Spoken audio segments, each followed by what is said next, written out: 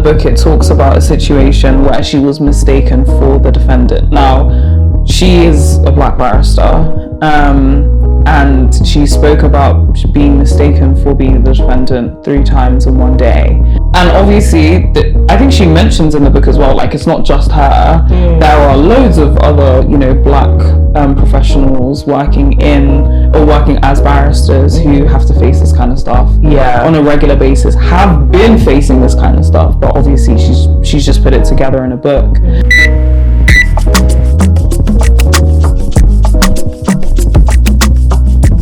And welcome to Apprenticeish, where we talk all about apprentices, apprenticeships, kind of.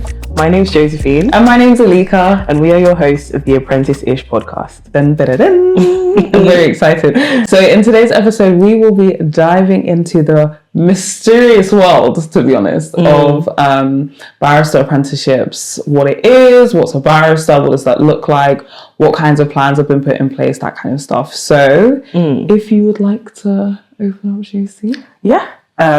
So basically, I think it's good to set out some information about what a barrister is, what a barrister apprenticeship is, and how and when they'll be offered. So let's get into it. So what is a barrister? In the UK, and this doesn't happen in other countries, in the UK, the role of a lawyer is split into 2 separate careers. So you've got a solicitor and you've got a barrister. And so your solicitors are your legal advisors. They're behind the scenes and they deal with all of like the legal services and all of the drafting contracts, negotiations, and dealing with like transactions and stuff like that. So everything outside of the courtroom is where you would need a solicitor. And then a barrister, those are the ones in the white wigs and the black robes, and they are basically the specialists in courtroom advocacy. So anything that pertains to what happens inside of a courtroom, i.e. cross-examining a witness, presenting cases to a judge, preparing for cases, writing opinions, that is all within the job description of a barrister. And then what is a barrister apprenticeship? Dun, dun. Yeah, I don't know why I'm doing these sound effects today. I don't know, I feel like but it's a nice transition. It's free. Yeah.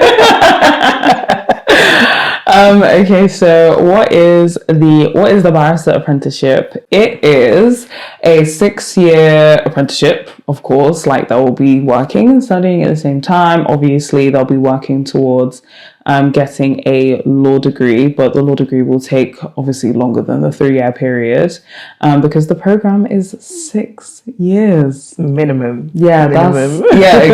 We'll see when they actually. We're doing more than 6 years, but we were told advertised 6 years. Yeah. It was advertised as 6 years. Yeah. Anyway, so it's in essence supposed to be an alternative to the traditional route of going to do your 3-year law degree and then going on to do the BPTC, which is the Bar Professional Training course, and then doing your pupillage afterwards. So it's supposed to be like this all-in-one program, same with a solicitor apprenticeship, where we obviously don't have the same like 3-year degree. We have everything included, so the qualification exams, the training, etc., etc. When are they coming out? When are they coming out? So the rumours online were that it was coming out April 2024, but at the time of recording this, that time has passed, and I did a little bit of research, and there are 4 stages of bringing an apprenticeship program into existence, and barrister degree apprenticeships are currently on phase 1.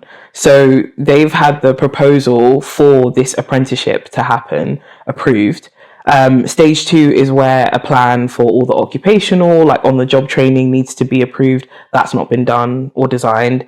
Then stage 3 is the same, but for the work side. So how do we get this barrister apprenticeship from day 1? What's the plan from then up until the point of their endpoint assessment when they're supposed to be qualified? So that's stage 3. And then stage 4 is getting the government to fund it all. So they're still on stage 1. So I guess we could put a link in the description of the Institute for Apprenticeships and Technical Education, because that's where, if anything gets updated, it goes straight there.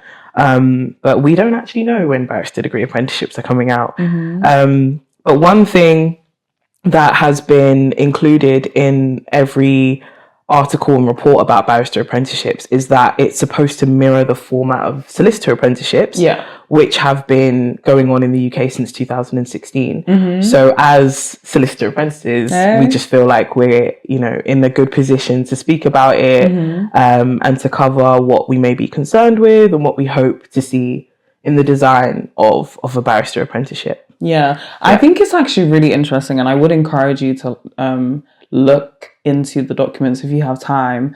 But I read the link, and it was kind of similar in terms of like the set out the standards to the solicitor apprenticeship. I was like, oh my gosh, this is bringing back like memories from when I first saw the original document that was released about the standards for solicitor apprenticeship. The KSBs. Oh my gosh. It's actually really interesting. It was really it's interesting because obviously barristers are regulated by BSB, not SRA. And, you know, even though they're different regulatory bodies, they're still like in law. So I'm just intrigued to see how the BSB will be, I guess, like supervising or getting involved in the barrister apprenticeship program. 100%. It'll be interesting to see the overlap as well, because even at a certain point in our endpoint assessment, we're expected to study and be examined on advocacy, even though that's not something that solicitors will necessarily ever do. So it'll be interesting to see the overlap between what barrister apprentices are expected to learn on our side as well. But yeah, let's get into it, because there's a lot to cover. I think the first one I want to talk about is supervision. I think that just from the get-go, supervisors need to be very hands-on. On our side in solicitor apprenticeships, there are reviews, quarterly reviews, there are check-ins, which are informal, just to see how they're getting on, if they're struggling with anything. There are mid-year and end-of-year appraisals. So there's a lot of progress trackers. There's training and refresher training. And, you know, supervisors, like if you need to know how to do a task that you're going to have to be doing for a while, and it's going to become the bread and butter of your career, then your first draft or your first attempt needs to be marked, and like serious feedback needs to be put onto that work. And I just feel like, I feel like essentially supervisors need to know what they're getting into and really like just take it in full stride. I also feel like supervisors need to be that, well, at the beginning anyway, need to be that filter between the apprentice and the client, and then work them up to the position of 100%. Like, I trust you, you can now, like, you know, deal with this client with limited supervision or no supervision at all. Sorry, I just wanted to add on to that point. I think like it's interesting because obviously when people are doing their pupilages, I've seen them in like our client or our conferences, and they're just there typing away, or like observing. But I think the experience will be so different for somebody who has either just finished their A-levels versus, or separately, someone who is making a career change. They now want to become a barrister. Maybe they were working in marketing before. So I don't know. I don't know what that will look like. I think supervision is like something that would need to seriously be considered by whoever wants to be a supervisor. Flexibility is needed. Exactly. Like even the example you just gave just like speaks to how drastically different the supervision would be for somebody who is fresh from sixth form and needs sort of tailored supervision compared to somebody who's been working and maybe has like been on the phones with hundreds of clients in their past, and they're very confident with answering questions and being measured and not saying too much or too little. So especially when being on the phone to the other side, you never want to give too much away. I mean, but that's you know what, apprenticeships are so long, like degree apprenticeships, especially level 6, level 7, they're so long that there is space for you to make mistakes. Obviously the earlier the better. But and like the less heinous the better. But that just speaks to how important supervision is. And one of my main concerns is the fact that a lot of barristers are self-employed. This is gonna be because as I just feel like if you're self-employed, you don't get paid holidays, you don't get annual leave, you don't get sick leave. Your income is very much tied to the work that you do. So the longer hours, the more coin, and vice versa. If you're not taking on that much work, then your income is is going to reflect that. So I just wonder how an apprentice, especially one like coming from a sixth form or a college format where it's very structured, you start the day at this point, you end the day at this point, classes are this hour, like how many hours or minutes long, and there's just such a fixed format. I just feel like how would they now fit into this new model that we don't know what the model is going to look like, but we just hope that it's a smooth transition for them. And it brings me to work-life balance, like solicitors, some firms good work-life balance and some firms not so much. But what is consistent in solicitor, like in law firms, is that it's very collegiate style. I see like partners and associates and whoever going to each other and just being like, oh, you have experience in this type of case. Can I run my thoughts by you? Like it's very much like a collegiate, like almost like a little school. And everybody learns from each other. And I like that. I like how everyone learns from each other and everybody, like successes are shared as well. You'll see an email saying, oh, this is what we've won, and I give my thanks to this person who did this and that. And I think that's a very much our firm thing. I can't. Oh, is it? Yeah. Okay. Not a lot of maybe that's maybe a rose tinted glasses then. But I feel like barristers, contrastingly, are very independent. And I think that's my point. If you're working independently and you don't have any set hours and you have your own sort of structure that's suited towards you, how will you mentor and guide a barrister apprentice sufficiently? And I'm just really interested to see how the designers of this program are going to navigate that. 1000%. So it's, supervision is key. And supervisors aside, I feel like the unspoken responsibility of a degree apprentice, especially when you're the first to do it or one of the first to do it.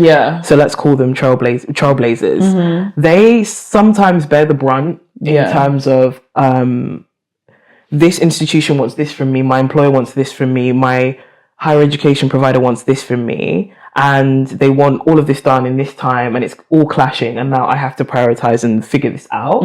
And because these people are only concerned with what they want from you, they don't really care that you don't have enough space or that you're also juggling XYZ. So I feel like the unspoken responsibility of a degree apprentice can sometimes be that you're the messenger between institutions, that you're passing key information about your future to like whoever. And I feel like the importance of a champion or a principal or somebody who's like who's been assigned, who's there to make sure that everything aligns and that your job description isn't in contradiction with the milestone at uni that you're supposed to hit and stuff like that. So that's a possible solution, but it's risky to leave a degree apprentice to prioritize the massive amounts of work that they are given, and it only increases as you go on.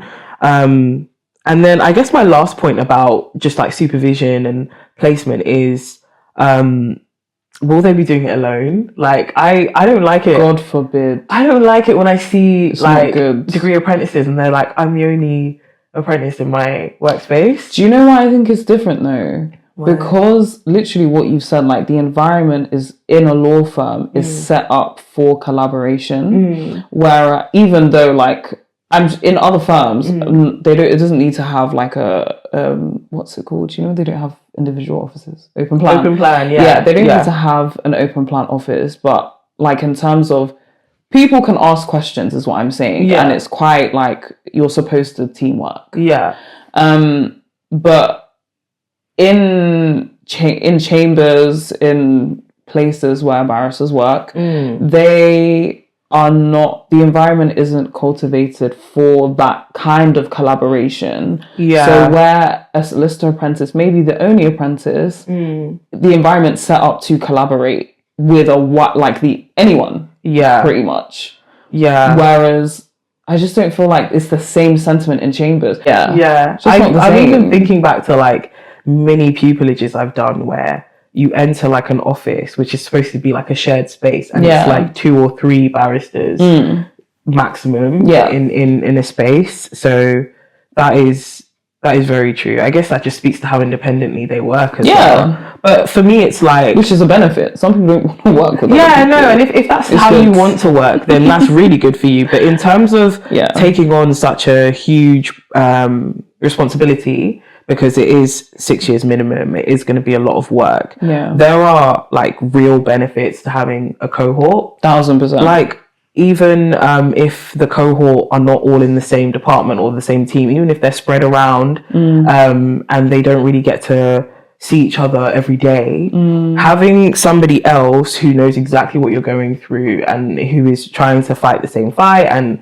sort of like hit those same milestones, the social aspect of it, like peer support, like they're there to motivate you, just having that community where you're sharing goals is something that can sort of be a solution to just have it. Because when you see one apprentice in a workspace, I just look at them and I think that could be really isolating.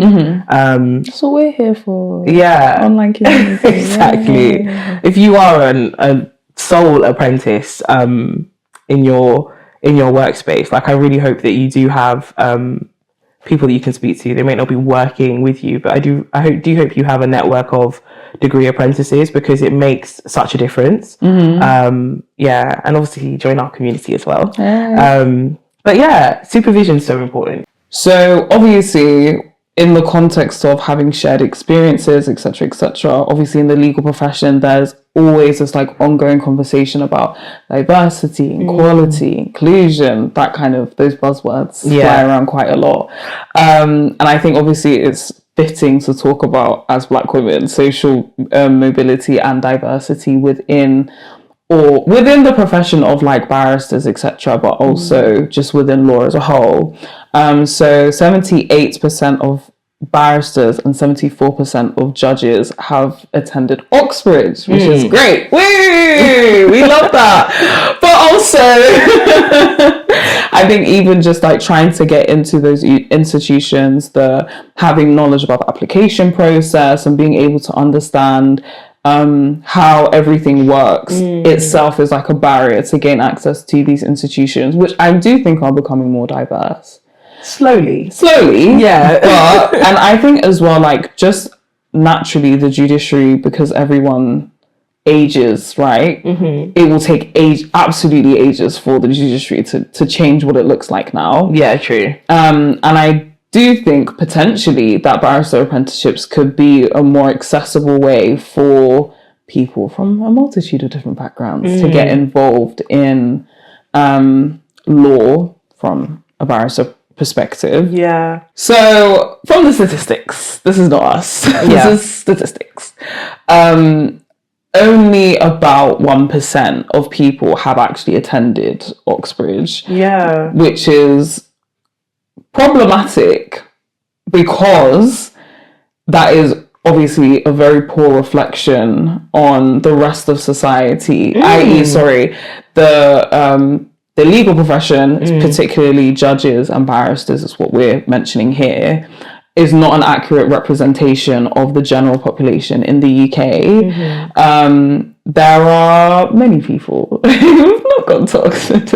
I mean, clearly, it's problematic, isn't it? It's like, in one breath you're like, oh well, if I want the judges and the barristers to be the best of the best, the top of the whatever, so maybe looking at it from that perspective, 70 or 80% of judges and barristers being Oxbridge educated is a good thing. But then also, these judges are supposed to listen to the life stories and the events of things that are happening and make judgments that affect people's lives and freedom. And same with barristers, their responsibility is so key in terms of, is this person going to jail? Is this person innocent? Is this person going to be free? 1000%. You know, reputational damage, all of that. So it's like, if you don't represent society, then how much can you understand them?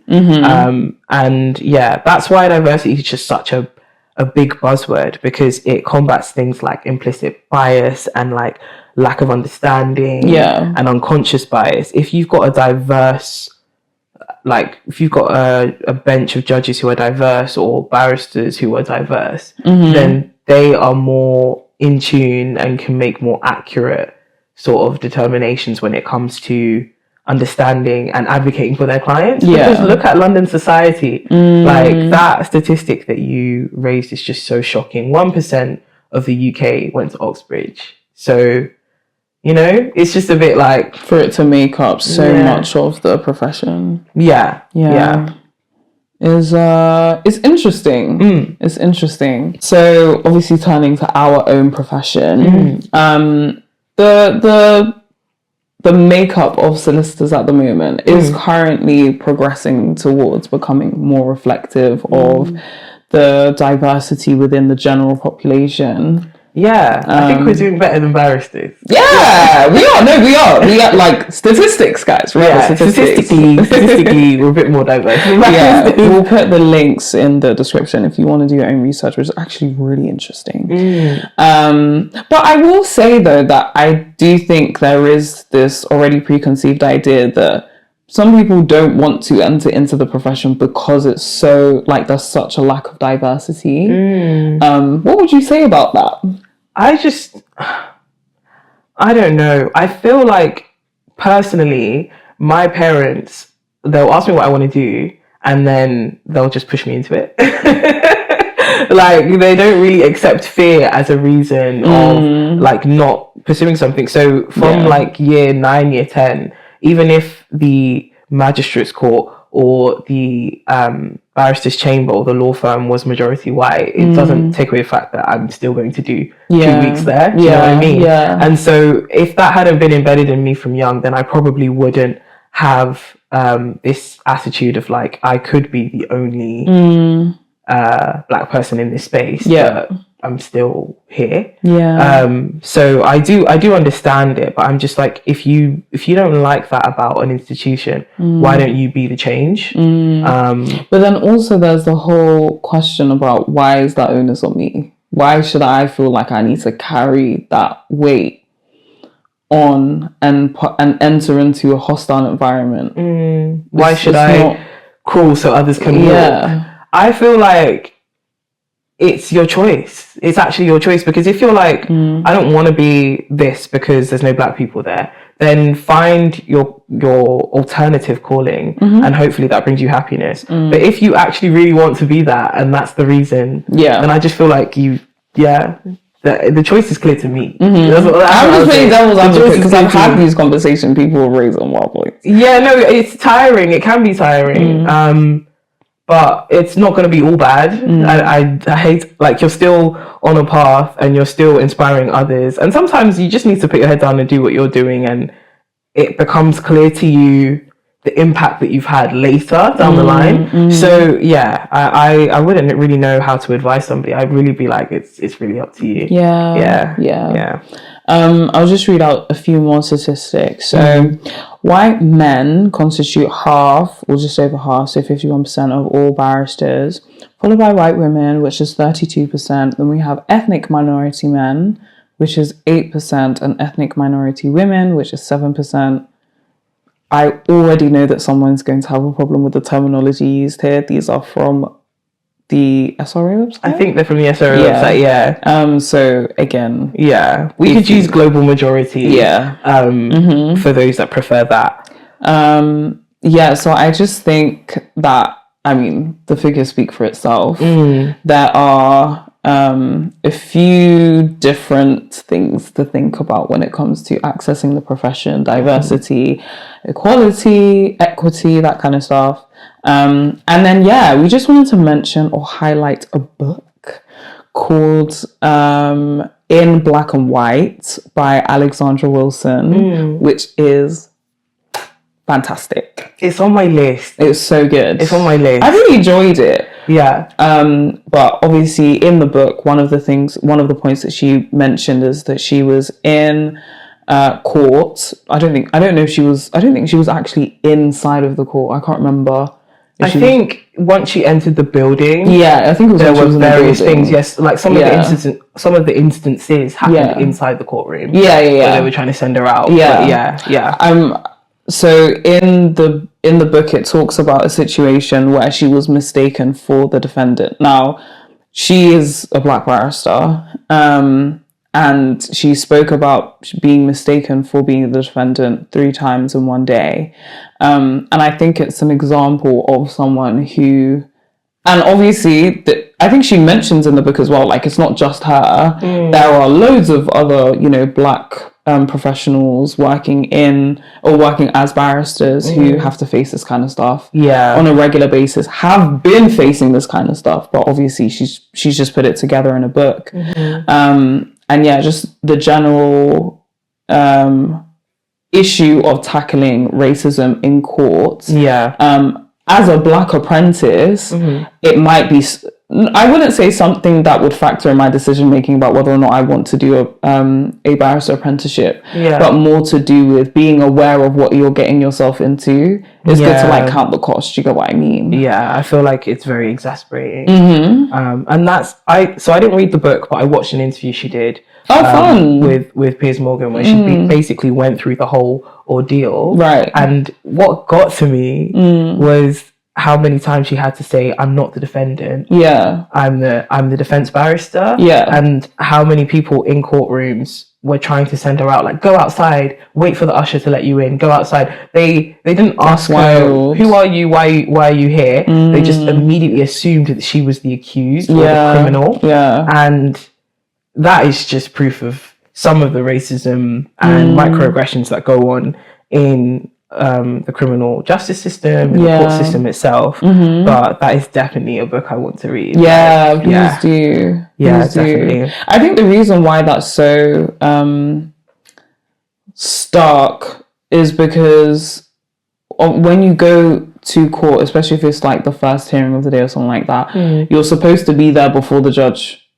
Do you get what I mean? So the fact that they're telling you to get out is outrageous. Wait outside. Like, that's crazy. Come on. If that happens once, you can ignore it. Happens twice, this is getting annoying. 3 times, 4 times, it builds up. And it's just, it's a horrible experience to have. But I feel like academics is something to cover too, because there is some sort of similarities between what we're doing and what a barrister degree apprenticeship, a barrister degree apprentice would be doing, especially in terms of the starting point. We both the solicitor and a barrister have to do a law degree. So we assume that we will both be doing the undergraduate law degree, but that's when we part ways. So solicitors would then do a LPC or the SQE, and then they would do a training contract. So they do that sort of academic legal knowledge, and then the vocational, and then they qualify. And then from a barrister, after they've done their law degree, they would do the BPCC, which covers all of the skills and the knowledge that they need to know, and then they do their pupillage, which is their like on the job training. So similar to a training contract. So our solicitor apprenticeships incorporate all of that. And I feel like it would be interesting to see how barrister degree apprentices navigate all of the milestones that they need to hit academically. I feel like it's sort of all a pupillage in a sense. Because you're starting in an inner chamber and doing practical work experience from day one. But something that, and this is very specific to our higher education provider, something that I've clocked that they've done is our law degree is not the traditional one. It's altered and tweaked. Okay, so for solicitor apprenticeships, our law degree, instead of it being 3 years, is 5 years. And the reason for that is because it's been tweaked to include some of the things that we'll need for our endpoint assessment that if we went to traditional law school might not have been covered. And so in the SQE, they're going to test us on things that we have knowledge of because they sort of built that into our initial law degree. And I'm thinking that could also be something that could benefit barrister apprentices. So in their law degree, if they know that in their postgraduate degree, they're going to have to cover XYZ, if that can be built into their law degree, then that would ultimately benefit them and build them up for the next qualification. I remember in 2020 hearing the word day one solicitor a lot, and I didn't understand it because I'm like, well, I'm a solicitor apprenticeship. I'm a solicitor apprentice, and I'm on a 6-year journey. So why am I hearing day one solicitor? But I understand it now in the sense that they knew what the end point was, and they'd been building and feeding in things from day one up until then. And so I really hope that there's that sort of day one barrister ideology that's going around as well. I mean, for solicitor apprentices, the two things that stick out and make us different from the traditional law student is probably the portfolios and the skills. So with portfolios, in our job, we have to set out our knowledge and our skills and behaviour. And I think that every degree apprentice has to do that.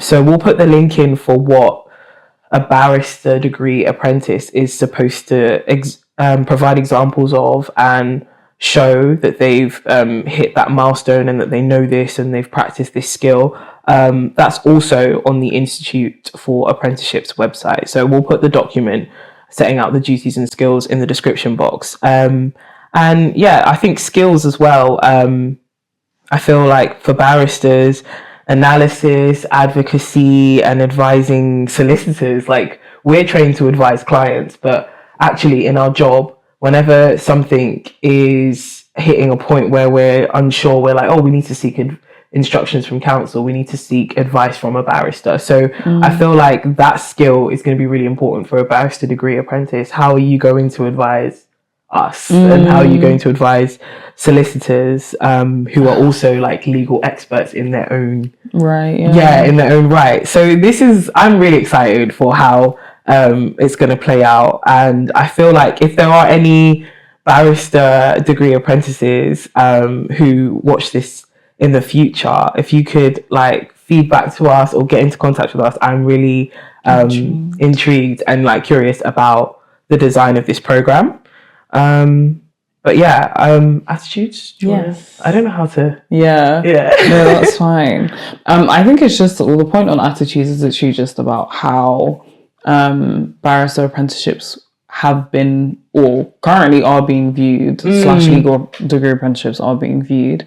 Obviously, immediately when solicitor apprenticeships came out, it was very rah, what is this? Get out of here. You guys will never be ready in this period of time. I feel like it was either negative or like confusion. Yeah. Those were like the two main like types of energy that we were getting hit with.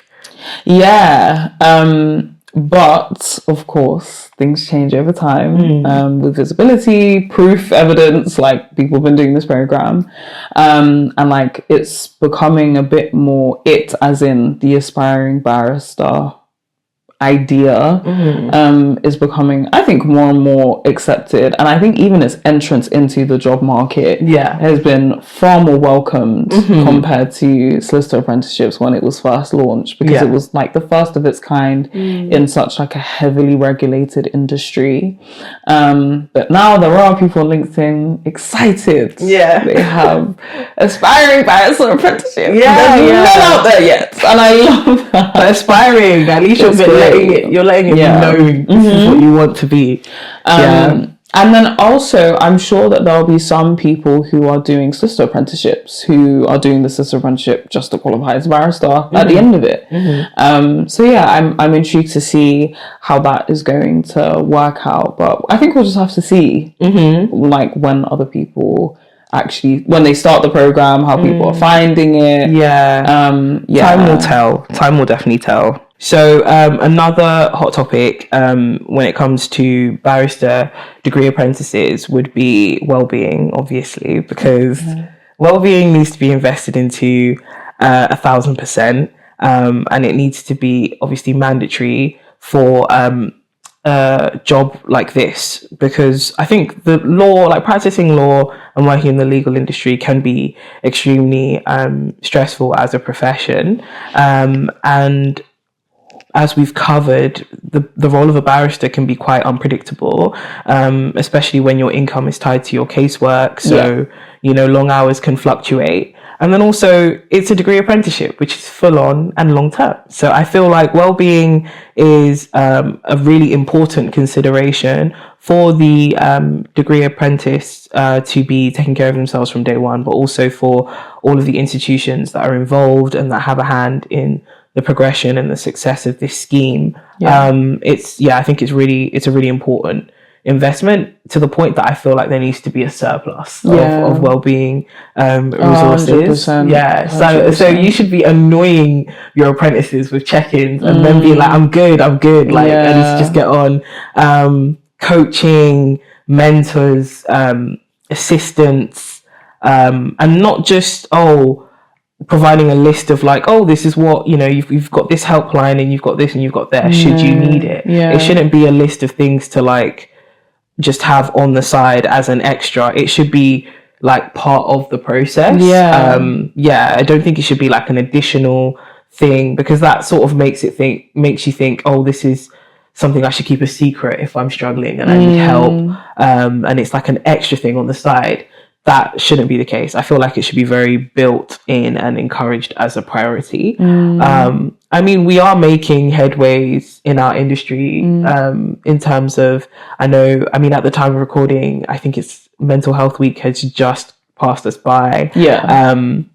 And people and I think this year it was about movement and staying active and going for walks at lunchtime. So these things are becoming more and more popular and prioritized. But I think that's a very, very important part of the design and makeup of a barrister degree apprenticeship. I think I just wanted to add on to that point as well anyway. We're going on to the era of like providing advice and suggestions for aspiring barristers, but aspiring apprentice barristers. I wanted to first of all give a tip to chambers or companies. I don't know what else like they're called. Inns of chambers or just chambers? I think it's just chambers. Just chambers. I just say chambers. Or maybe even in-house barristers who are taking on barrister apprenticeship, barrister apprentices. If you're taking on more than one apprentice, I'm highly recommending that either Barbary or in-house, there is someone dedicated to checking in with that apprentice and making sure that things are running smoothly from a university or from an education provider perspective and in-house. I know you've already mentioned the point of that onus shouldn't be on, especially because it's something new, shouldn't be on the apprentice. But it's just like actually making sure that things are working the way they should do and just double checking, because it's new. Sometimes things fall through the cracks and, things come up that you perhaps didn't plan for, that nobody expected. It's nice to have a contact point or a person that they can turn to 100%. If they have questions or concerns or just need help. I think that would be my tip for companies taking that on. But for aspiring apprentices, stay updated, research and prepare. So obviously this is something that's new. You can always, have a quick Google, turn on search alerts. I'm sure there are newsletters that you can sign up to as well. And network, yay! But network in such a way that like you're actually in communication with other barristers, so you have an understanding of what it means to be a barrister. But then also, I think it's important to understand the law degree as well, because I think personally, if you're a barrister, you're a little bit of a nerd. And it's not a bad thing. I'm a nerd, 1,000%. But like, we own it. You have to, like the level of detail required in order to not only be a successful barrister, but just to know what the hell you're talking about. If you're correctly advising your clients on very niche points of law, which can have very serious impacts, there's no reason why you can't start that now. So if you can sign up to like masterclasses or summer schools or things like that to get yourself involved in the academic side of law, I'd also suggest that. That is really good advice, actually. My tips are more I'm thinking as a barrister, you're going to be presenting to judges, you're going to be speaking to juries, and you're going to be speaking to everybody basically, on a public level and in the legal industry level. So if you can practice speaking publicly, then I feel like practicing that long term would really benefit you. I think practicing writing as well, just because barristers, they write briefs and opinions and submissions, like it's important. Yeah, it's important to know how to present yourself orally and verbally and also in writing. And then this is just a general, if you want to be a legal professional, reading widely, like, reading nonfiction or a newspaper or anything like that. These things shouldn't scare you or bore you, because it all adds to your critical thinking skills, which is just mandatory. Everybody needs to have that sort of sharp critical thinking. And then what you were saying about networking, getting a mentor. Like one of my first legal mentors was a barrister who gave me a mini pupillage, and it was such a powerful experience that it made me. I did one. Yeah, I did do one. I did one as well. Oh, did you? Yeah, I wanted to be a barrister. What are you talking about? Well, actually, I went in not knowing if I wanted to be a barrister or a solicitor. Okay. So that experience answered it for me, because I was like, oh, this is the difference. So it's just so advantageous, because at 15, 16, you probably have a lot of questions in your head. That's how old I was. And an experience like that, or just going for a dinner or a drinks with somebody who's at the other end of the scale of the journey, it's just really advantageous to have that. And then getting to know people as well. This is not a criticism, but I think this goes back to the whole like diversity and the whole diversity point and how reflective barristers are. Sometimes barristers will have to speak to juries, and juries are basically randomly selected people from society. So you can get 12 people that are randomly selected. There's going to be old people, there's going to be young people there, there's going to be professionals, and there's going to be just a wide section of society. And if you grew up and were educated and just stayed within a specific circle and section of society, then you don't know how to relate and talk to, everyday people in London. So I feel like actually you preparing to be a successful barrister could literally be just you sparking up conversation with people in society who are different from you, different religion, different race, different culture, and having conversations with them and connecting with them. That's such like a powerful skill that not a lot of people have. It's so awkward at networking events sometimes. Yeah, when people are just miles apart from each other. It's so clear that they operate in different worlds. Even if that's the case, you should be able to hold a conversation. Yeah, some of it is so poor. Yeah, so that's poor. That's my tip for aspiring barristers. Final tip, go to court if you can. It's open to the public. There are some courts that are open to the public. Google it, go. It's free. Go. Especially if you're in London, like, what are you waiting for? Because it's all there. Do you know what I mean? So you have the benefit of access. So today we don't really have time to record a Q&A segment. That was a situ that we were going to comment on, but perhaps for another time or another episode or something of that sort. Maybe we can include it for a guest speaker. But if you do have a Q&A or a question, or a scenario or a dilemma or something of that sort that you'd like us to answer or to consider or deliberate on this podcast, then please send an email to apprenticeish@gmail.com. That is apprenticeish@gmail.com. And now we'll be moving on to a golden nugget section. Golden nuggets. Do you want to go first? No, I just spoke. Oh, okay, cool. So my golden nugget is a book. It's called Sorry? I love that. Oh yeah, no, we're actually plugging them with books this episode. So this one's called The Devil's Advocate, and it's by Ian Morley. And I can't remember what the rest of the title was. Something like a short polemic on how to be really good at court or really good in the courts. But it's basically setting out the do's and don'ts of advocacy as a barrister. So it's something that the more you read it, the more entertaining and useful it becomes. I remember skimming it as a sixth former and just being like, what is this? And then I skimmed it as a first year law student, and I was like, okay, I'm learning more and more about the legal landscape. And then I read it, I think, a couple of years ago, and I found it really funny. I was like, he's actually quite humorous. There are some obvious things that you shouldn't be doing in the courtroom that he includes, because he's like quite sarcastic as well. But it's also really insightful and useful in a sort of practical sense. So yeah, I would get that book. It's a really short read as well. It's not anything intimidating. And my golden nugget is, don't choose a career from a place of fear. I think having to go into doing a barrister apprenticeship or assistant apprenticeship or any kind of degree apprenticeship, to be honest, can be a bit scary at first, especially if you don't know anyone in your immediate community who you can speak to or anything like that. Also having to explain that to your parents, and you know, some people need their parents' permission before they choose not to go the traditional route. But I would say take all of that into account, and don't not choose something because you're scared that you might not fit in, or that there isn't space for you, or that, you know, somebody else might be better suited. Why not you? Yeah. That is really powerful advice, actually. That's my golden nugget. Definitely not what I wrote down. Yeah.